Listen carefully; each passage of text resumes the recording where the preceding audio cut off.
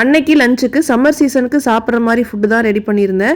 என்னென்னு பார்த்தீங்கன்னா மாங்காய் சோறு. இப்போ மாங்காய் சீசன் அப்படிங்கிறதுனால மாங்காய் சோறு அன்னைக்கு கிளறியிருந்தேன். முதல் நாள் மிச்சம் இருந்த சாப்பாட்டில் நைட்டே தண்ணி ஊற்றி வச்சு அடுத்த நாள் பார்த்தீங்கன்னா தயிர் ஊற்றி பழைய சோறை அப்படியே மிக்ஸ் பண்ணி வச்சுருந்தேன்.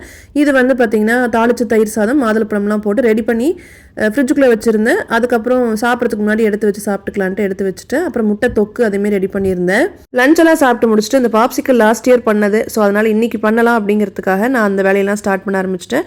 ஆல்ரெடி ஐஸ்கிரீம்க்கான பேஸ் எல்லாம் ரெடி பண்ணி முதல் நாள் நைட்டே ஃப்ரீசருக்குள்ளே போட்டு அதை ஒரு 7 hours வரைக்கும் அப்படியே ஃப்ரீஸ் பண்ணி வச்சுட்டேன். இப்போ மறுபடியும் மிக்சர் ஜாரில் போட்டு பிளெண்ட் பண்ணுங்கிறதுக்காக அதை எடுத்து வெளியே வச்சு நல்லா பிளெண்ட் பண்ணிவிட்டு மறுபடியும் அந்த பாப்சிக்கல் அந்த செட்டுக்குள்ளே அப்படியே ஊற்றிட்டு ஃப்ரீசரில் வச்சிட்டோம் அப்படின்னா நம்மளுக்கு பாப்சிக்கல் வந்து சூப்பராக ரெடி ஆயிரும்.